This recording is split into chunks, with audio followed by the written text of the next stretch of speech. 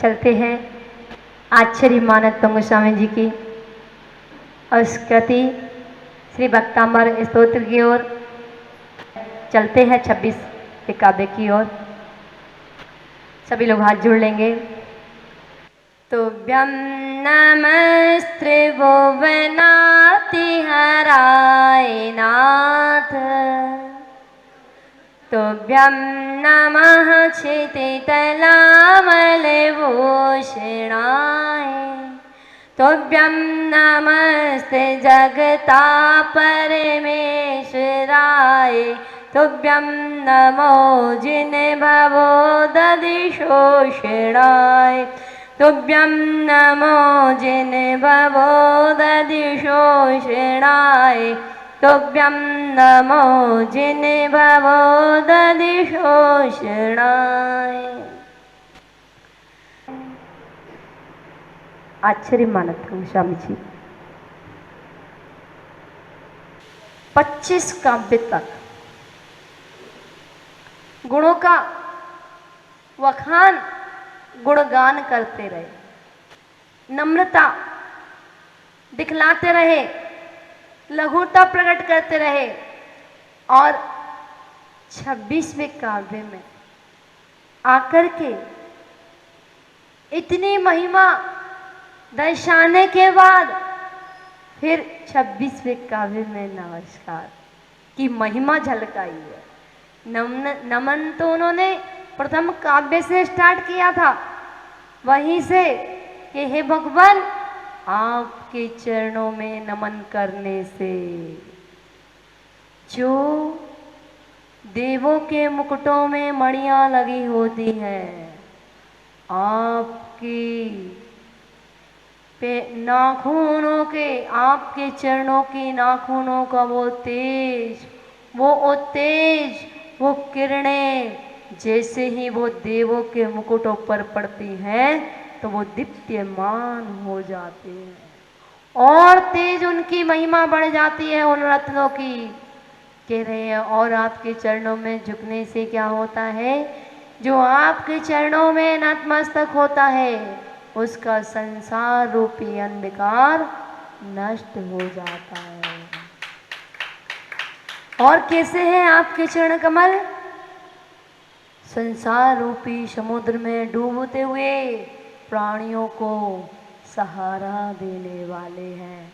इसलिए मैं समीचीन रूप से आपके चरणों में बारंबार नमस्कार, और यहाँ नमस्कार करते हैं और सीधा नमस्कार सिद्ध चला जाता है और अपनी लघुता प्रकट करते हैं, नम्रता प्रकट करते हैं, महिमा बतलाते हैं, उपमाएं देते हैं, सूर्य चंद्रमा की उपमाएं देते हैं, बालक की उपमाएं देते हैं, उस हिरणी की उपमाएं देते हैं। ना जाने कितनी उपमाएं दे दी, कितनी उपमाएं दे दी।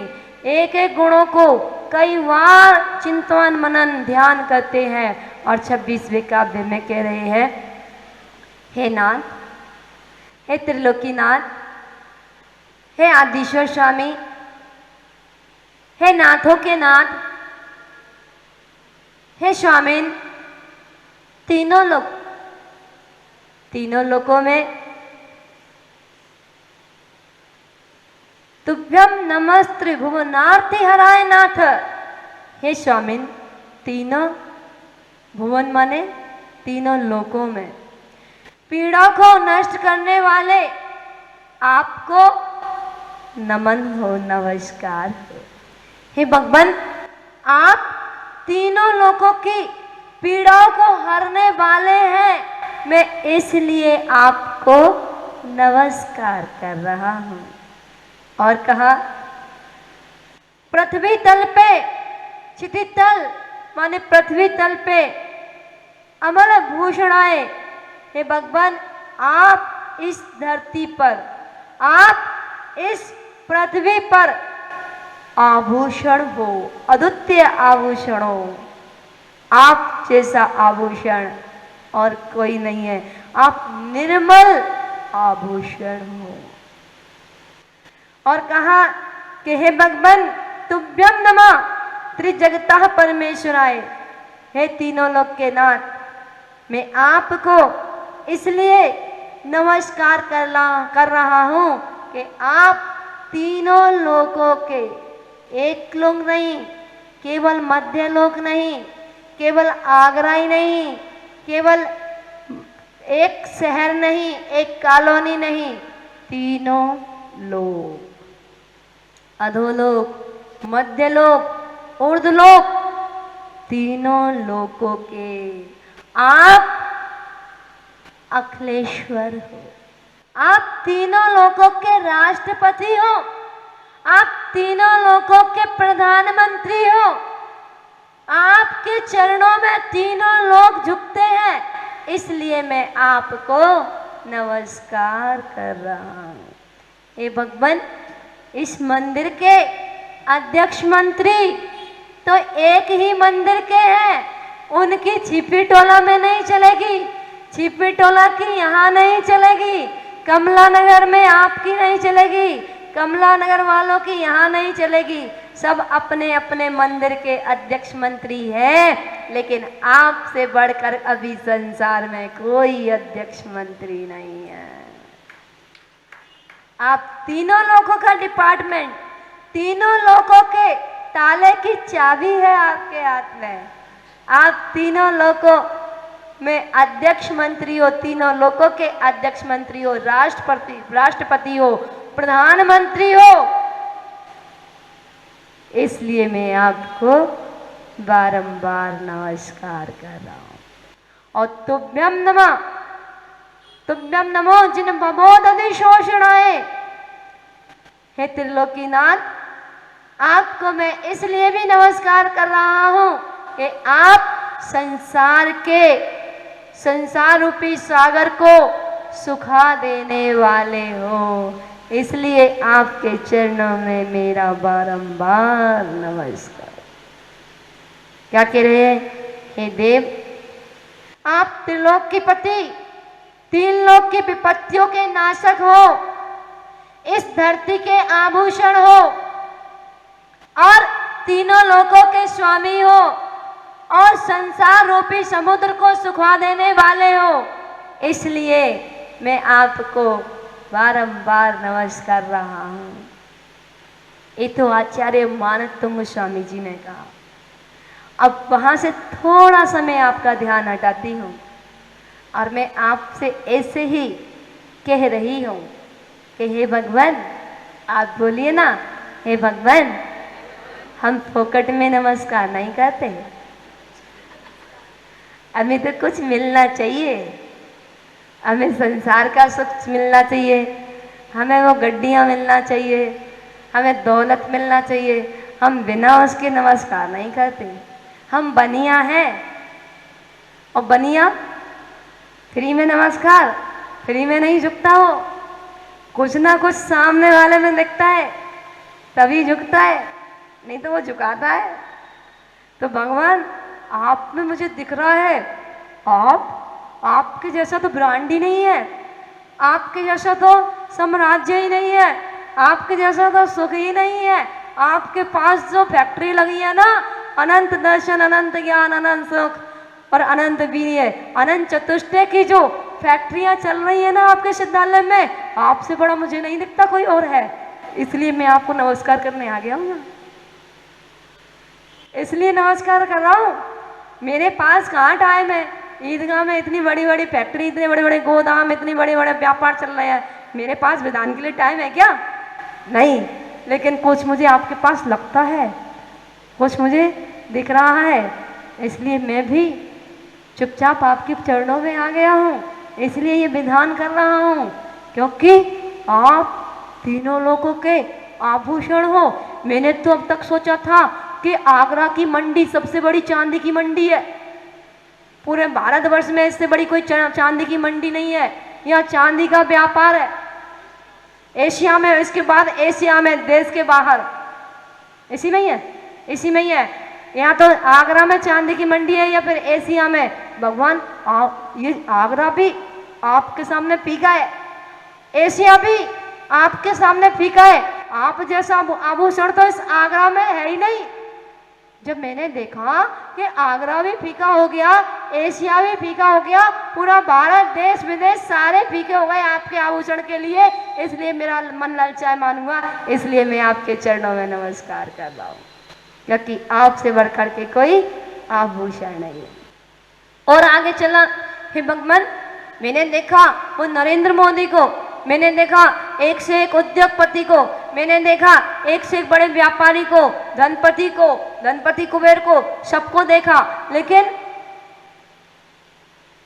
उनको देख करके मुझे वो खुशी नहीं हुई। क्यों? क्योंकि वो एक ही के, या तो यूपी के सरकार रही हो, या एमपी की सरकार रही हो, या राजस्थान की सरकार रही हो, या दिल्ली के उद्योगपति हैं, या अपने परिवार के ही वो मालिक है, या एक शहर के मालिक है, लेकिन भगवान आप तो तीनों लोगों के मालिक हो, आपसे बढ़कर कोई नहीं है यहाँ पर। मैंने सब अध्यक्ष मंत्री को देखा, धनाढ्य होंगे, धन होगा, वैभव होगा, महल होंगे, लेकिन आप जैसे राष्ट्रपति अभी तक इस धरती पर नहीं है, इसलिए मैं आपके चरणों में प्रणाम कर रहा हूं। और फिर कहा, ठीक है, इतनी महिमा है। पहली महिमा क्या दर्शाई? पहली महिमा क्या बतलाई थी? सबसे पहले तीनों लोगों के दुखों को हरने वाले। दूसरी महिमा क्या बतलाई थी? कि हे भगवान, आप तीनों लोगों के आभूषण, निर्मल आभूषण हो। फिर तीसरी महिमा क्या बतलाई? कि आप तीनों लोगों के अधिपति हो, राष्ट्रपति हो, अध्यक्ष मंत्री हो, प्रधानमंत्री हो। और फिर चौथी महिमा क्या दिखलाई? जब ये तीनों महिमाएं मन नहीं भरा तो चौथी महिमा दर्शा दी, हे भगवान, किसी के पास भी जाता, दर दर भटकता, अपना दुखड़ा दूसरों को सुनाया, लेकिन कुछ उपचार नहीं हुआ। जिसको मैं अपना दुखड़ा सुनाता वो खुद रोने लगता। मुझे एक भी संसार में सुखी दिखाई नहीं दिया। जिसके पास गया वही दुखी हो रहा है। कोई धन से दुखी है, कोई मन से दुखी है, कोई तने दुखी, कोई मन दुखी, कोई धन दुखी दिखे। संसार में सर्वदा सुख काऊ को ना दिखे। कोई तन दुखी, कोई मन दुखी, कोई धन दुखी दिखे। हे भगवान, अपने दुख को मिटाने के लिए मैं कहां कहां नहीं गया। मैं सारे दर ठोकरें खा ली, लेकिन मुझको कहीं कोई उपचार नहीं मिला। पंडित जियों के पास गया, पंडित जियों ने पत्री देख करके बताया, वो अपनी पत्री नहीं देख पाए। दूसरों की पत्री क्या बताए। सुनार के पास गया, वो जो नग बेचता है वो कहता है इस नग से तुम्हारा गुस्सा शांत होगा, इस नग से आपका व्यापार बढ़ेगा, इस नग से आपकी पत्नी आपके अंटर में हो जाएगी, इस नग से आपके श्रीमान जी आपके अंटर में हो जाएंगे, इस नग को पहनने से आपकी सासू माँ आपके अंटर में हो जाएगी, आपका ये हो जाएगा, वो हो जाएगा। अरे भले आदमी, अगर इन नगों से ही सब कुछ होता तो तुम क्यों बेच रहे हो?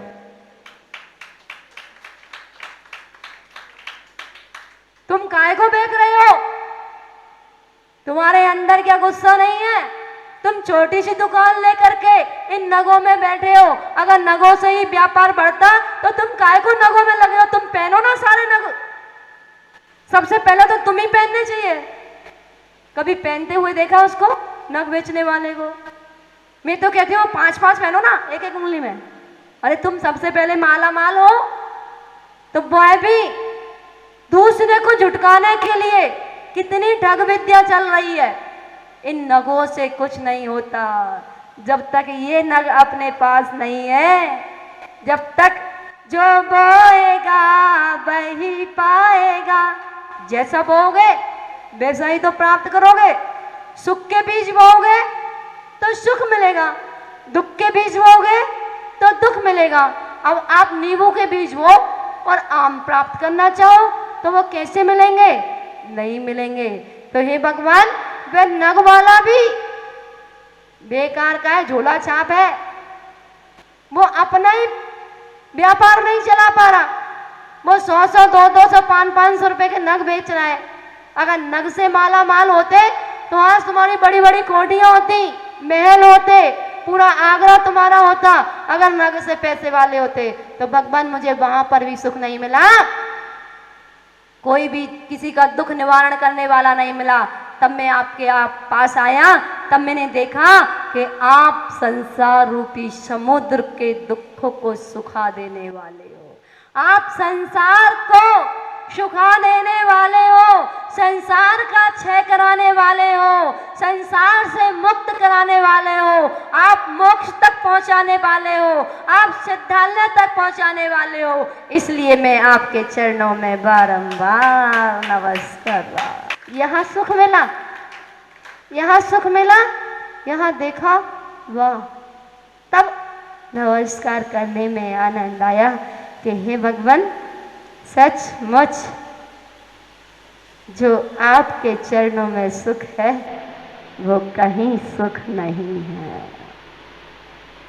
जो आपका एक बार बस आपकी महिमा, एक बार आपका नाम उच्चारण करते हैं, एक बार वो तीर्थंकर बालक का नाम आता है, वो स्वर्ग, वो सुमेरु पर्वत, वो 1008 कलश आंखों के सामने झूमने लगते हैं, जो अभी हमने देखे नहीं है। और वहां की महिमा यहाँ आती है। और अगर काश एक बार वो साक्षात दृश्य दिख जाए, आहा, अब कुछ नहीं चाहिए। ऐसी महिमा जब आए तो सोच लेना हमने भक्तंबर जी स्तोत्र पढ़ना शुरू कर दिया।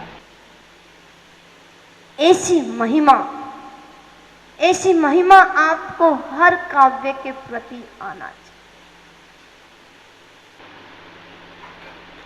हम जितनी गहराई में जाएंगे उतने पापों से दूर होते जाएंगे। मैं कह रही हूँ 24 घंटे नहीं कर पाओ तो कम से कम जिस समय ये काव्य मुंह से उच्चारण कर रहे हो उस समय तो डूब जाओ इस काव्य के अंदर, इस भक्ति के अंदर। और जब तक आप नहीं डूबोगे तब तक संसार सूखने वाला नहीं है भैया। संसार तो जब ही सूखेगा जब इसमें डूबोगे। जब तक डुबकी नहीं लगाओगे, बाल्टी को झुकाओगे नहीं कुएं में, तब तक कैसे भर के आएगी, कैसे प्यास बुझेगी। उस प्यास को बुझाने के लिए उस बाल्टी को नीचे डालना पड़ेगा। वो गर्मी के दिन आते हैं, वो मटके में से हर व्यक्ति अपना प्यास बुझा करके जाता है, लेकिन जो उसके ऊपर रखा रहता है लोटा, वो हमेशा प्यासा ही रहता है। वो कभी अपनी प्यास नहीं बुझा पाता, उल्टा ही रखा रहता है, बेचारा सूखा रखा रहता है, वो दुखी रहता है। क्यों? क्योंकि जब तक वो नहीं झुकेगा तब तक वो गीला नहीं होगा।